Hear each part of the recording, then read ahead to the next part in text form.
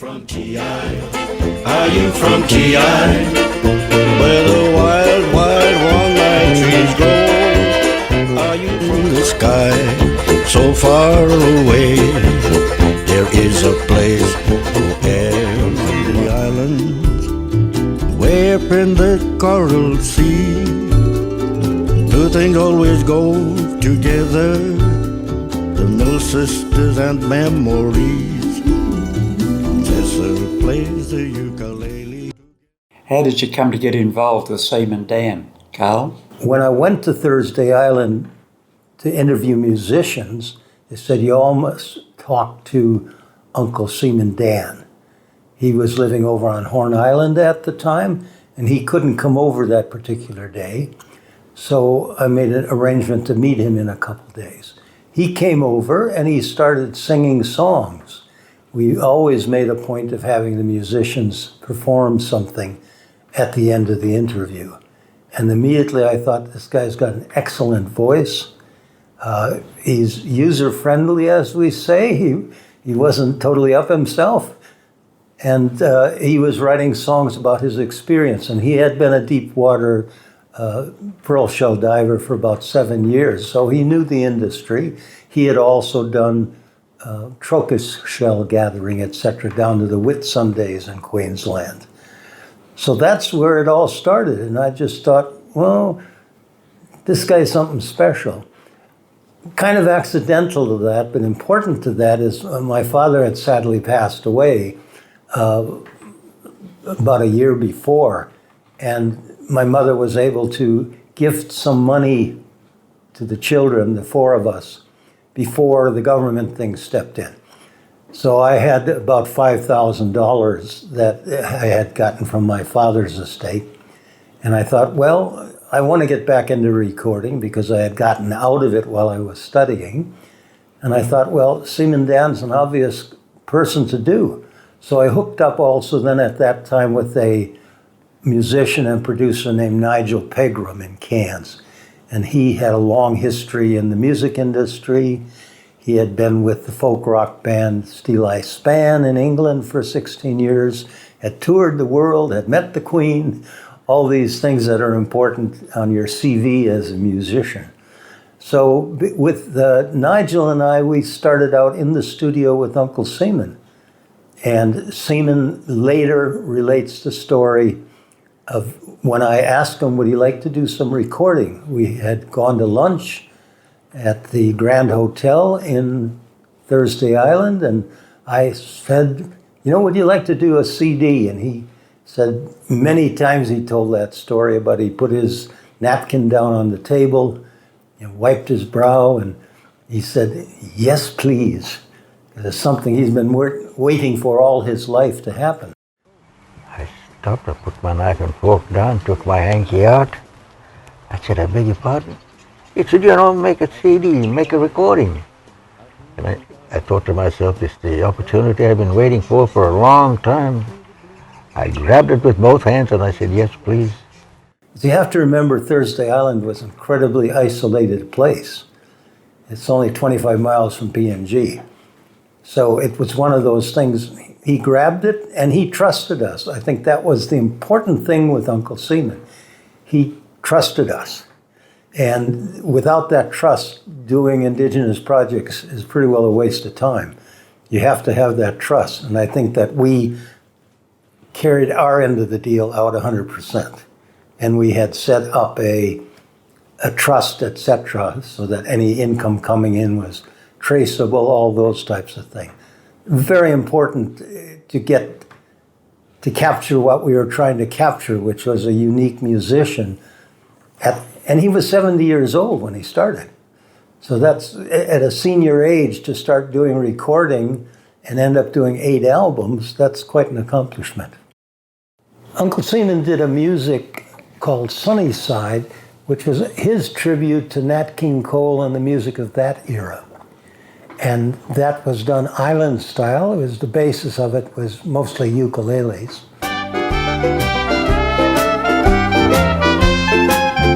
Grab your coat, slide your hat, leave your worries on the doorstep. Just direct your feet to the sunny side of the street.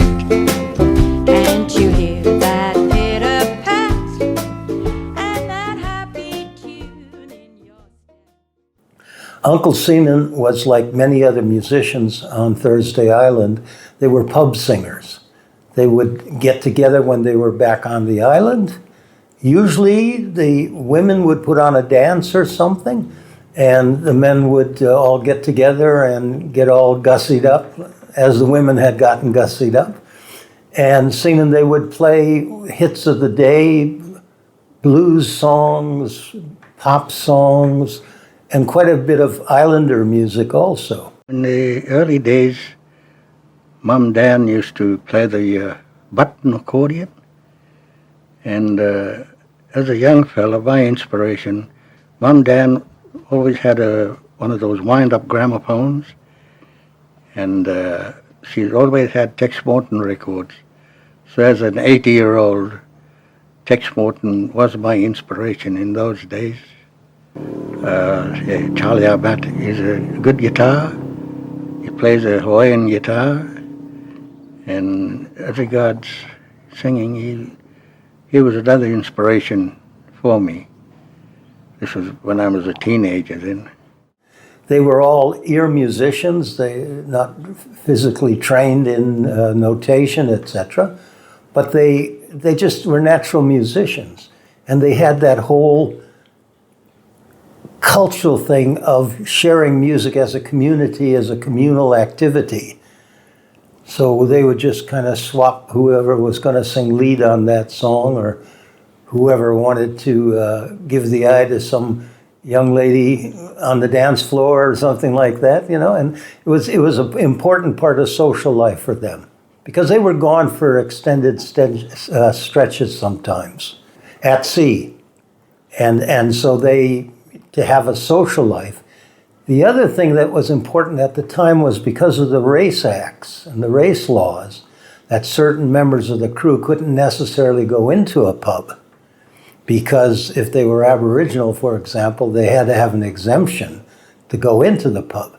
Uncle Seaman's background was such that he wasn't under the act, because he had been born on TI and had South Sea Islander background, etc. So he could go in and perform in the pubs. Some of the other guys couldn't. There were many other musicians on the island that were like Uncle Seaman. They were folk musicians. Izzy Shibasaki was one of them. We sail from to the Torres Strait. George Dewis was another, Ted Waimara. And they would come and go from jobs and kind of just join the group whenever they were in town to do things. And all those guys also knew different songs. So Izzy Shibasaki had a Japanese and Malay background, so he knew Malay songs that Seaman didn't know, because Seaman didn't really have that background. So what was being created was kind of a repertoire of Torres Strait songs, all in different languages. And again, it was oral transmission on everything. It was nothing to do with, this is the song we're doing this week, blah, blah, blah. It's, no, we like that song. We can do something with that song. Uncle Seaman first started learning music when he was a young boy on Cape York from an Aboriginal stockman and mechanic there named Val McGuinness from Darwin. And Uncle Seaman learned his cowboy chords, as we call them, the simple guitar chords. Later on, during World War II, Uncle Seaman was in Cairns, and there were Black American soldiers there. And because of the race laws again, they couldn't go into the pubs with the white soldiers. So they tended to socialize with the indigenous guys. And that's where Uncle Seaman learned what he called his jazz chords. These were bar chords and a little more complicated chordal things.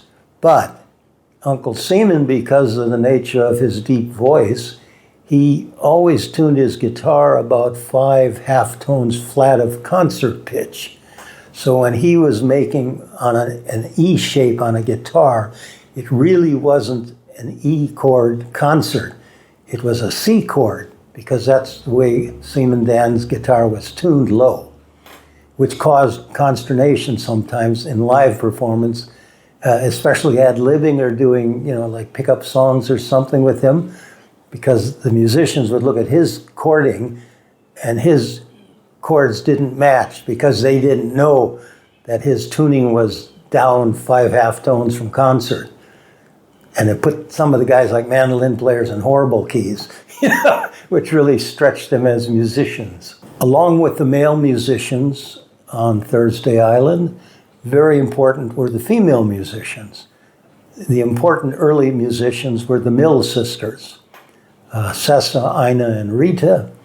They had grown up on Nagi Island, which is near to Thursday Island, and they sang in the choir at the convent school on TI.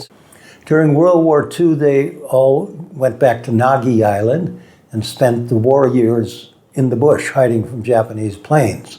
Father didn't want us to evacuate with the rest of the Thursday Island people, so he was allowed to take us to the islands because they were looking after the islands out there. So from Thursday Island, they all went south. So they had a very, in a sense, limited, but culturally very important time, because entertaining was something you could do in the bush. Wherever you were, you could dance, you could sing. And consequently, they learned all the languages. And they had all, just that a joie de vivre when they performed. But they started out as grandmas in the pubs, doing sing-alongs, etc. And that was again, an important part of social life on Thursday Island. This fella from the Grand Hotel heard us singing at a party one time, and he says, "Oh gosh," he said, "I'll make a lot of money out of these girls if they come to sing at my pub." It got to once, then twice a week at the Grand Hotel. And we were then at Federal now. They wanted us to sing at Federal. We had a good, what's in that Federal Hotel too. And the publican was a good friend. Yeah, good friend at the Federal that time. So they would sing everything from rock and roll songs to Christian hymns in different languages. And they were the first ones who really kind of put it out there that Torres Strait has something different about it and something that's worth recording. Why are you looking so sad, my dear? Why are you looking so sad? I'm thinking of someone so far away in a beautiful place called T.I. Oh, T.I.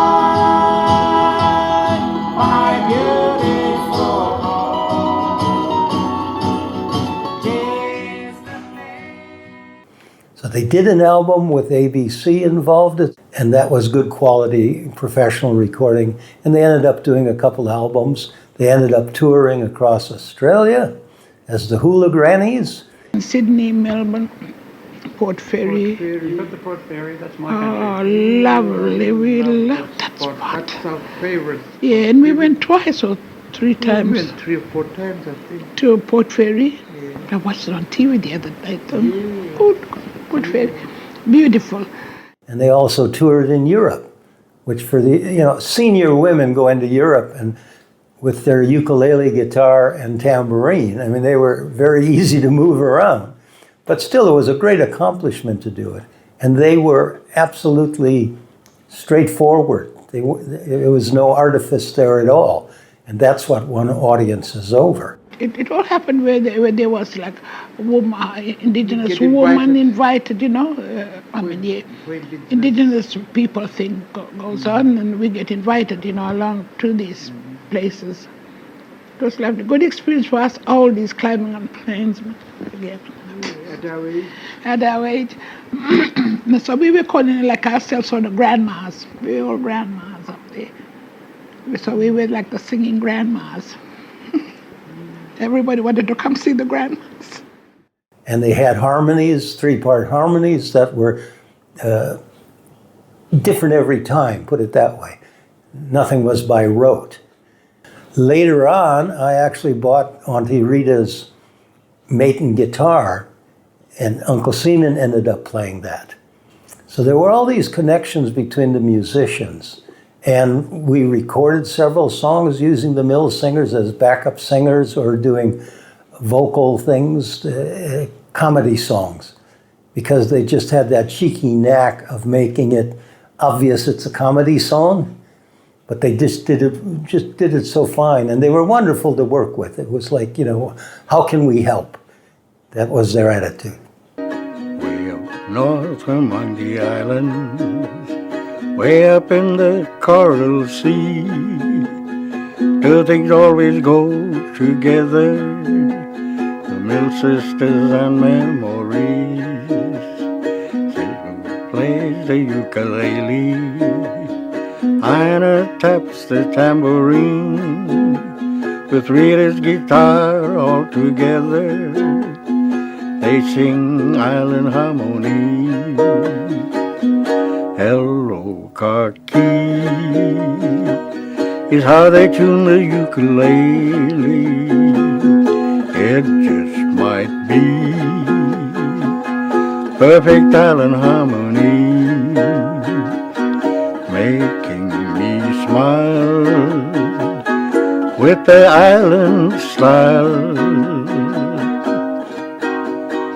singing a song we love to sing along.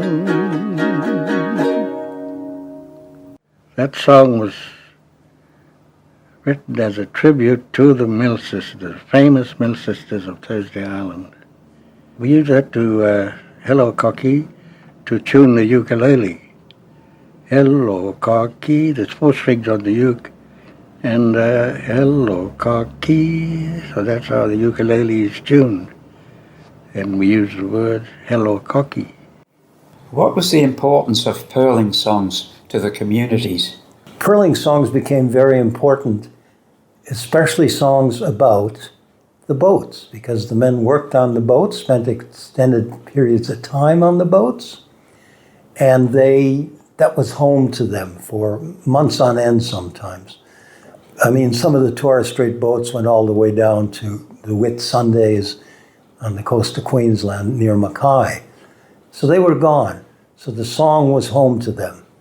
And again, they could only dive at certain times of the month, so they would put up an island and get water, whatever they were doing, and they'd entertain each other with songs and dances. And later on, a lot of those songs and dances reappeared on the islands, because when the men came home, one way they had of sharing their experiences was in the music and in the dances. So that was an important part of the whole cultural and economic aspect of the industry. Pearling songs became important later on for the communities because they could help in native title applications, etc. They were used to verify that people from a certain island had fished at a certain place, either gathering pearl shell or trochus or whatever it happened to be, a bêche de mer. So that was important, and at the time, of course, this is way before native title decisions and Mabo decision, etc. We compose our own songs. We get a love song composed by Murray Islanders, and we compose all the songs. We even compose all the songs when you work on the reef. The song can tell you that you were there on this island, in Cairns, Townsville, Mackay. We compose all the songs. Like I said, the song can tell you that you were there, we were there. So we compose all our songs, and the boys play the guitar. But the old country song used to be arrived. It was very beautiful songs for us, because it's not like the one that we buried now. But later on, it was actually accepted as official documentation of people's connection to places. And that was very important. And again, because the boats in the Torres Strait tended to be community boats, everybody on that boat knew that song. I composed plenty of songs, not few. I compose some songs because I have to sit and make the song, to take the tune from the other songs and join it in there. This is what we did. This is what the composers did, I think. I mean, Murray Island composers. Black Swanna is an important song because we have a oral history of who composed the song and when it was composed, which is very rare. Community songs, because they're community songs, trying to nail down who wrote it is very difficult. And in an age of copyright, that can be a prickly situation. But with Black Swanna, the Farquhar family owned the charm, which was the Black Swanna, and they had good records and they kept track of these kind of things. And Tom Foster, who, by the way, is on the photograph of that you have of the Black Swanna, the boat. He's standing on the back of the boat with his grandmother. He's maybe 4 or 5 years old, etc. So he had a very close connection with it. And he remembers his family talking about Kwame Matlop, I believe was from Mobiag, as he composed the song when they were at sea. And Tom, as a young guy, was on the boat when it was composed. It's originally written in Kalalagiya, which is one of the traditional languages of the Western Torres Strait. So when Uncle Seaman sang it to me, I said, well, this is a beautiful melody. I can feel the ocean in the song. It's all there. It's just inherently in the song. And he said, well, I've got a friend who could do a translation. So Ephraim Bonney, who's a linguist, Torres Strait Islander from Mobiag, he did a translation into English. And it was a very singable translation, which is very, very important, because you might translate the words, but if you can't sing it, it kind of falls flat. So with that particular song, Ephraim came up with a wonderful singable translation. And therefore, when Uncle Seaman sang it, it was like, yeah, that's the real deal.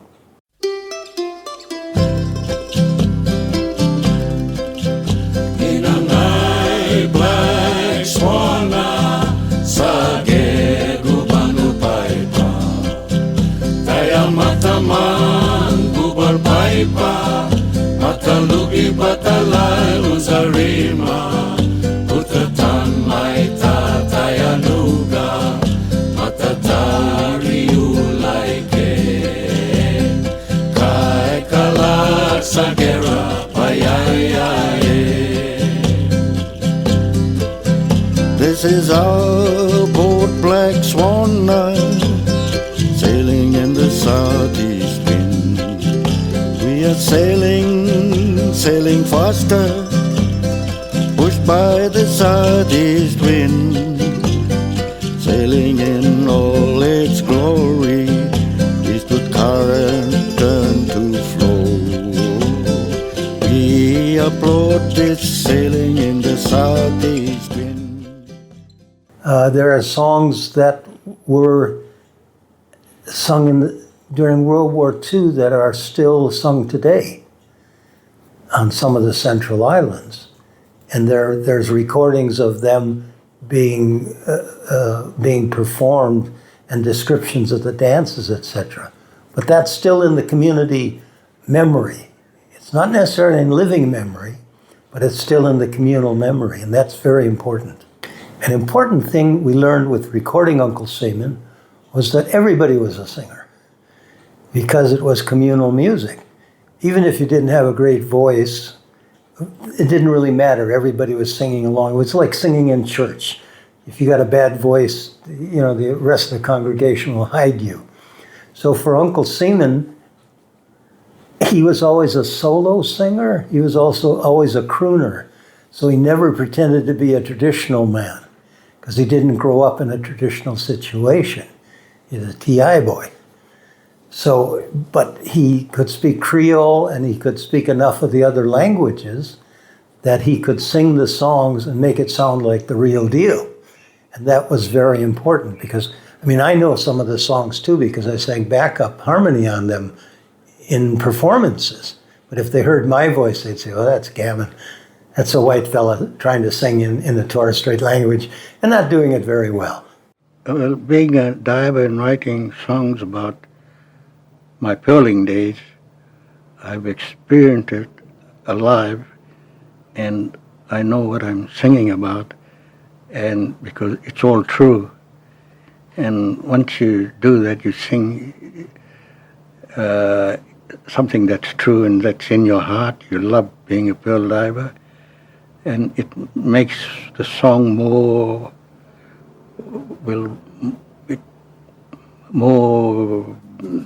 better. It's more meaty. It sounds much better because it's all true. A great example is Ted Egan's song Sayonara Nakamura, which is based in Broome. It's a fictional song written about an Okinawan diver who gets stuck down below when the bad weather comes up, and he gets pulled up, of course, and he's got the bends, and he dies from the bends. It's an interesting song historically also because Ted is Australian, of course, but he never really was a diver or anything like that, but he had spent years in the Northern Territory around divers. He actually knew Uncle Seaman when they were young fellas, and they played footy or something against each other in Darwin in the 1950s. So again, all these things are connected. But Ted wrote the song itself in northern England in a traffic jam, he said. He said it was a miserable English day, raining, and he was thinking of where he'd rather be. And he came up with the idea of write a song about Broome. So Sayonara Nakamura. Nakamura is quite a common name in the area where many of the divers came from, the Wakayama Triangle in Japan.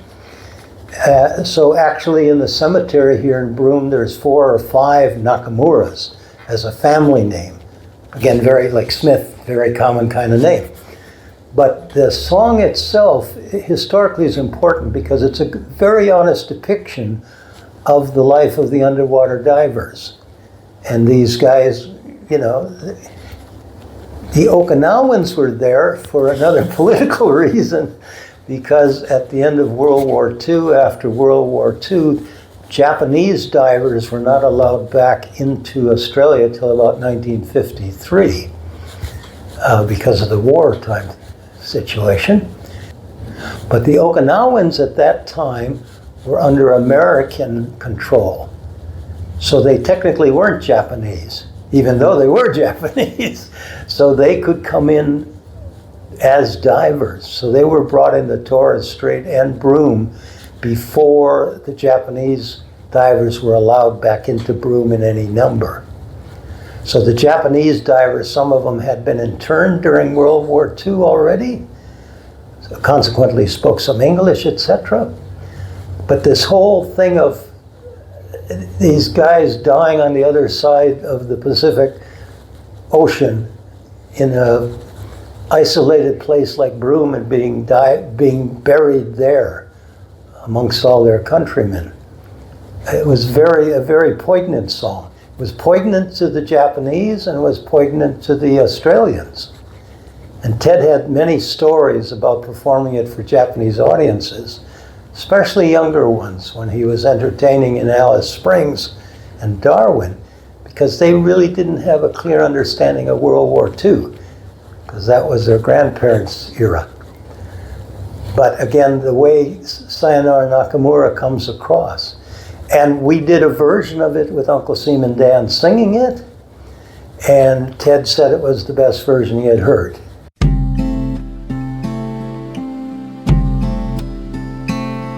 When the lugs all sailed away from Roebuck Bay that fateful day, the diver on the B-19 was Nakamura. Not yet 21 from the land of the rising sun, his homeland was the island Okinawa. In the deepest holes of the Lassapede shoals to fulfill the pearling master's goals went the diver of the B-19, Nakamura. His quest for the lustrous pearl as strong as his love for the beautiful girl he'd wed when he returned to Okinawa. because Uncle Seaman had been a diver. He knew the life, and he had the voice and everything to bring it across. And that was very important. So the whole historical and economic realities of the industry come across in that song, because a lot of them died. If you go through the Torres, or go through either the Torres Strait Cemetery or the Broome Cemetery, there's lots of Japanese graves there. Hundreds of them. And of course, in the early days, the boats were not powered. So it was all sail-based, so they couldn't necessarily fight against the currents, etc. Later on, of course, when they had some power, but then they were doing hard hat diving, and you had to stage on the way up, or you'd get the bends. And the diving tables weren't necessarily understood or followed. It wasn't really until after World War I that they had, a semblance of, well, this is how long you have to stay staging on your way to the surface. There is no shortcut. Anything over 10 fathoms, you've got to stage, even if it's only for 5 minutes. So we'll be working 18 to 25 fathoms. Your first staging level is at 15 fathoms. You hang there for 5 minutes. Next staging level is at 10 fathoms. You hang there for 10 minutes. And at 5 fathoms, you hang there for 15 minutes. And the most critical is at 2.5 fathoms. You hang there for 20 minutes. So people died, almost left, right, and center. But it's goodbye now, farewell. Say goodbye to Okinawa. For today they'll bury you in West Australia. And you will never be as one with the land of the rising sun. Sayonara, sayonara, Nakamura. But especially in Broome and TI to some extent, divers also died of the flu or beriberi from the limited diet that they had on the boats. And just the flus and things that, they had no resistance to. And a lot of the guys were coming from, especially near Broome here, they'd be coming from very isolated islands that had not a lot of contact with Europeans and European diseases. They'd get here and they'd mix with the community a bit and pick up stuff. So it was a dangerous, very dangerous job. Sayonara, sayonara, Nakamura.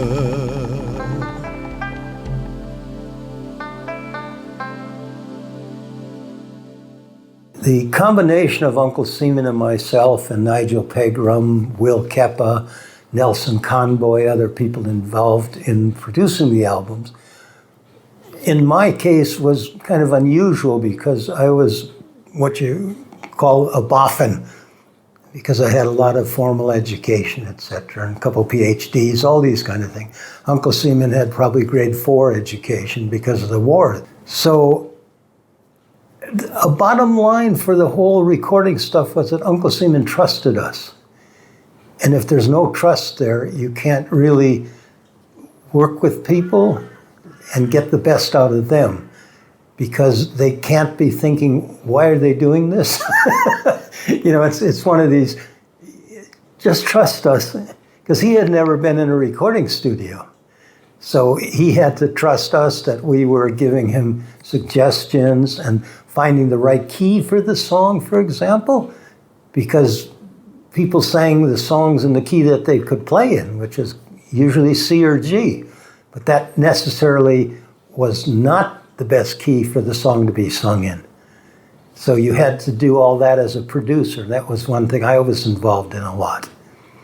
And just the format of a song, how you format a song, verses and choruses and things like that. Those are all part of the recording, presenting a polished recording. Nigel Pegram could do the technical part of it extremely well, based on his experience in England and with major groups like Steel Eye Span, etc. They toured the world for 16 years and opened for Jethro Tull and other acts of the 70s, etc. So Nigel knew the game very well, and he also knew how to get people relaxed in the studio, because the studio can be daunting, because all of a sudden everything is loud and everything you do you can hear. So some of the guys, it took a little bit, but they all picked up because they're natural musicians. You didn't have to tell them, can you redo that vocal part and you guys sing a slightly different harmony? They're going to sing the harmony they hear, and that's what's going to make it sound correct, and it's going to make it sound like a Torres Strait Islander song, not a notated song. I mean, even great backup singers, they can't necessarily do it. They just don't have the timbre in their voice, and they don't have the cultural awareness of, or I guess when they would sing the song, they'd put themselves back into that song and the story of that song. And because many of the musicians had been maritime guys themselves and had been pearl divers or deckies, whatever they were, they really could say, yeah, okay, that's the way it would feel. Having respect for the musicians that you're recording is extremely important to do. And conversely, they have to trust you.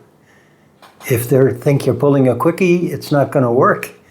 And you have to sometimes admit you don't know. Because I didn't grow up in Torres Strait culture, I didn't speak the language. But you get a gut feeling when people are, for example, giving you an honest performance of a song.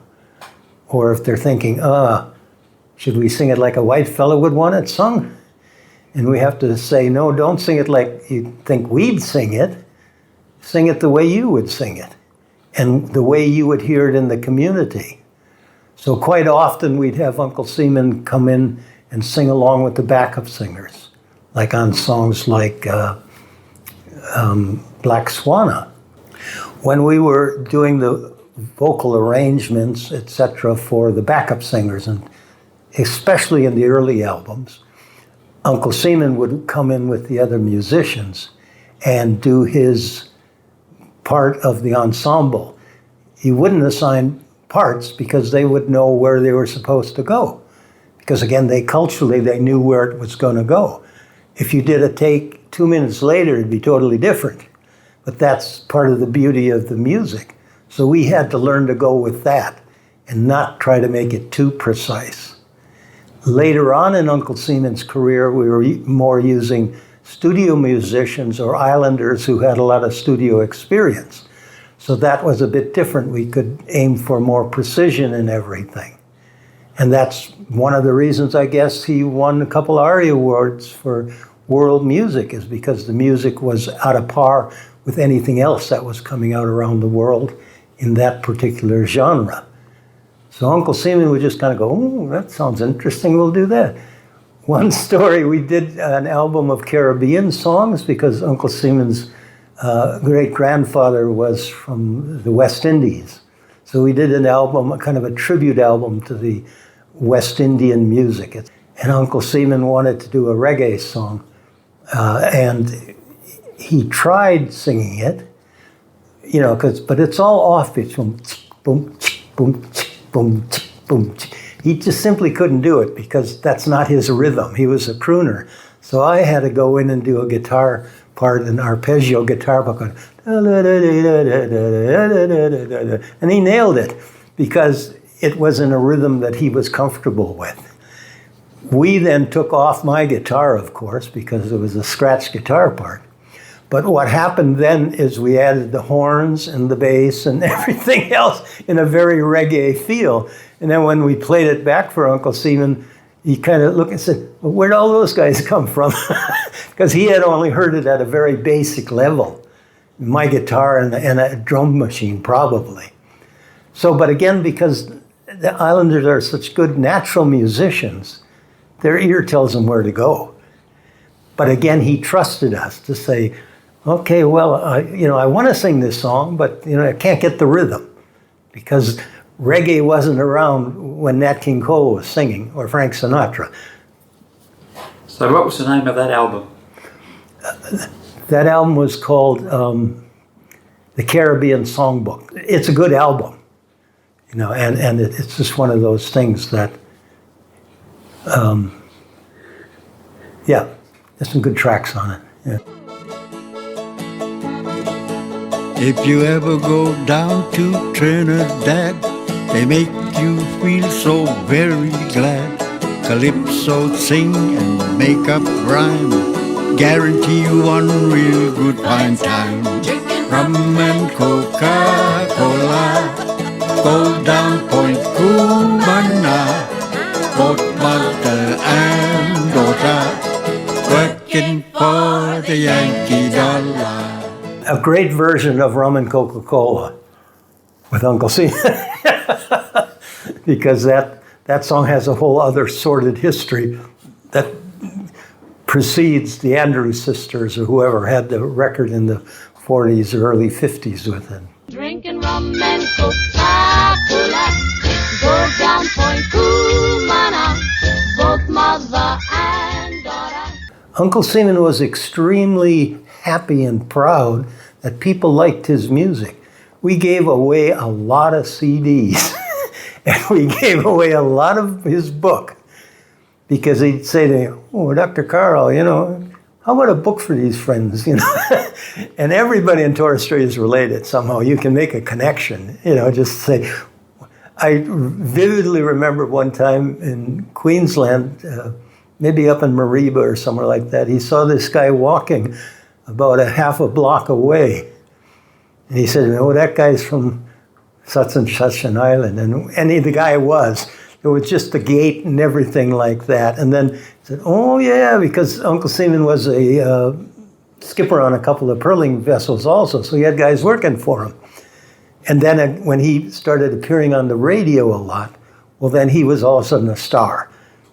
The absurdity of being a star at 85 or something like that. I mean, that to me was always very gratifying. Uncle Seaman got a lot of awards later on in life. ARIA Awards, he got Queensland Music Awards, and then he got an Order of Australia Merit Award. And I'd ask him, "Well, how is it going, Seaman? I got all these honors coming to you." And he'd just say, "Ooh, my hat still fits." And I think that really explained him very well. He wasn't up himself. And, it was like he was just happy and really chuffed that people wanted to enjoy his music. And the guys in the band, we'd laugh among each other because after a concert or something, there'd be a whole queue of women lined up to get a kiss and a cuddle and buy an album. They were all there to see Uncle Seaman. And he, again, just was unfailingly polite to people. They quite often sang in unison. The challenge was if you were recording things in the modern way where you're overdubbing, you had to have somebody sing the melody so that the harmonies would fit on top of that melody. For most of the islanders, they couldn't sing the melody because it would change every time. So you couldn't say, sing that again because we're going to sing how we feel it. So we had to sometimes just go with it, whatever it happened to be. And if the key wasn't quite right, well, we just go with it. Uncle Seaman and I started writing songs probably after about the third album, partly because he was an elderly man and he wasn't writing a lot of songs. Plus he was busy with his own life. But anyway, so we'd get a grant or, Uncle Karl's credit card would have money in it and we'd start another recording. Doing the Torres Strait Hula was one of those songs. Uncle Seaman told a lot of stories, especially when we were traveling to gigs, etc., with the rest of the band. And I just I said, "Oh, that's an interesting idea. Let's do the Torres Strait Hula," because they didn't really do the Torres Strait Hula. There were Polynesians in the Torres Strait working in the pearling industry, of course. But there wasn't a Torres Strait hula. What they were doing and what they loved doing was what you could call the Hollywood hula. It was hula dancing that they had seen in movies. I did a paper with a colleague of mine on doing the Torres Strait hula, because I remember doing it at a conference in Hawaii where Uncle Seaman was with us, actually, and all these incredibly senior scholars in hula thought, we've never heard of the Torres Strait hula. So they all showed up for it, and we made a point of saying they weren't doing the Torres Strait hula, they were doing the Hollywood hula in the Torres Strait. Because again, it was a way for the young women to dress up and, in a sense, present themselves. They weren't being debutantes, but it was a similar situation. And the guys had been away at sea for a long time, so they were definitely paying attention to the hula dancers. So with that song, I started driving up to Cairns from Bundaberg, where I was working, and I started singing that song while I was driving the car with my knees. And I had a ukulele, and I started doing the Torres Strait hula, each one a story to tell. And then the natural segue of that would be to go into the Mill Sisters, because they would do a very sedate hula sometimes when they were singing, because again, they were very senior women. And so that's how that song evolved. And by the time I got to Cairns, after a 4-day drive, whatever it was, I basically had the song. Uncle Seaman talked about the parties that they had in Malay Town in Cairns during World War II, before that whole area was filled in to make fuel tanks for the war effort. And that's where the islanders lived. And it was on a creek, I think it was Crocodile Creek, and they would have the house parties out there, which of course was dangerous when the tide was high, because the guys will have imbibed a bit at the party. So Seaman had stories about guys falling off the planks when they were trying to get back to shore, etc. But they had parties there, and the people would do hula dancing, and the males would do I don't think they had any idea what it was, but they could dress up and wiggle around a little bit. And some of the women, of course, the islander women, knew how to do the Torres Strait hula. So it was one of these social occasions that was your contribution to the party. And at the same party would be the Black American musicians who would teach the guys the jazz chords. Uncle Seaman had the ability, because he was a very good singer, that he could sing in different styles. It was still him. You just needed to hear a phrase or two and you knew who the singer was. He was a stylist like Nat King Cole was, for example. And Uncle Seaman would pick up these styles, and he could do the ballads, and then they could do the Torres Strait sing-alongs, like Are You From T.I.? That's another important Torres Strait song, which is actually a plagiarization of a song, Are You From Dixie?, which was a big hit in the United States. Sing to me, are you from T.I.? Are you from T.I.? Where the wild, wild one-night trees grow? Are you from Torres Strait or any place including St. Paul Way? Any place that's just around by Montreal Way? Are you from T.I.? Are you from T.I.? Well, I'm from T.I. too.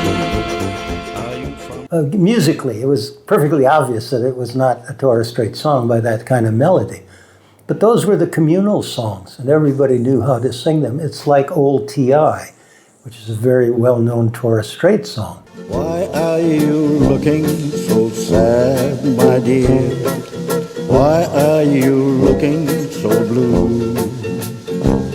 Are you thinking of someone so far away in a beautiful place called T.I.? Melodically, it's not a Torres Strait song, but it's about T.I., Thursday Island. And because it had the only hospital, a lot of people were born on T.I. So this whole thing of, why are you looking so sad, my dear? Why are you looking so blue? Are you thinking of someone so far away on a beautiful place called T.I.? Old T.I., my beautiful home.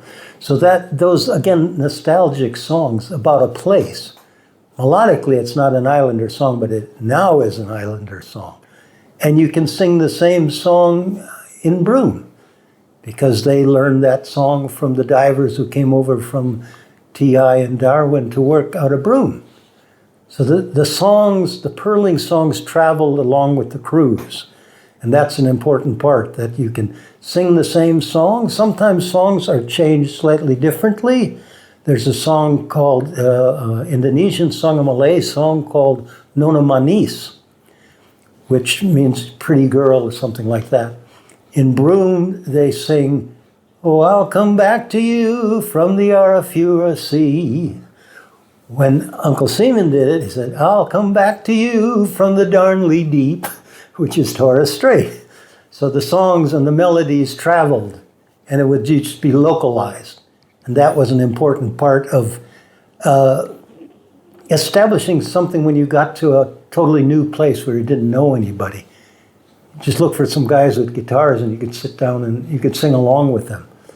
And again, it was a lonely life for those guys. Away from family for extended periods, bad diet, dangerous work.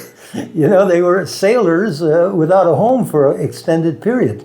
So music was really something that was very important to them. When I look back on the time with Uncle Seaman and with the other producers and the musicians, for me it was great because I had been a musician before I got into the academic world. So I'd done 4 albums and did albums in LA with Elvis's drummer and Neil Diamond's guitar player and pretty high-end stuff. So I put that aside when I went into academia because I wanted to have a career. And I wasn't going to get a career as a singer-songwriter. So it's one of those things. So when I look back at the time with Uncle Seaman, I mean, I learned so much from him personally, of just to try to take things steady, steady, which was a great saying of his. And he did an album called Steady, Steady. But it was just one of these things of just kind of going with the flow. And it gave me an opportunity to start writing songs again, because Uncle Seaman kept writing songs, but he didn't necessarily write the whole song. He would dream them. And I gave him a cassette player, and he'd wake up in the middle of the night and sing the song that he had been dreaming about. And then he'd give me this cassette with you know, a chorus or a verse or a couple verses or something. He said, oh, I like that song. So, you know, then I'd sit with it and try to continue it in the frame in which it was written. And academically, it helped me keep my job very much because I did a lot of publications based on Torres Strait things. And I did a lot of travel with him. We took him to Hawaii for a conference there, and he charmed everybody by there by singing at the supper table with all these very hoity-toity Hawaiians and academics and everything. And Seaman says, I feel like singing a song. So he just starts singing a song. And everybody was absolutely charmed with it because he was just being what he wanted to be. Then we took him to the Grand Canyon and to Los Angeles and all these things. So a great adventure for a guy who grew up dirt poor on Thursday Island in 1929. So hopefully people respect the fact that even though he was a late starter, he accomplished a lot. And I had some role in that. A big role, I'd say. But it wasn't all me. I mean, Nigel Pegram was absolutely crucial to it. Will Keppa, all the musicians, and all the singers, because they liked working with Uncle Seaman. Karl, my producer, my recording engineer, Nigel Pegram. Without those 2 gentlemen, I'd have still been singing for my supper. The other important thing with my working with Uncle Seaman for all those years, we did almost 20 years, 8 albums, etc. A lot of touring in Australia, and we even got to Japan on one tour, representing Queensland in Japan. But I also met my partner Judy Bonamelli, who was a fan of Uncle Seaman's music before she ever met me. And we met each other and we kind of clicked on things, and we're still together living the good life in Broome. Up in the sky, so far away, there is a place for everyone. The moon and stars that always shine out on the ocean waves. And as the lazy waves roll by, the breeze is blowing memories. Oh yes, yes. Somewhere there's joy, somewhere there's sorrow. Out on the sea, it's always the same to me. Are you from T.I.? Are you from T.I.? Where the wild, wild one-eyed trees grow?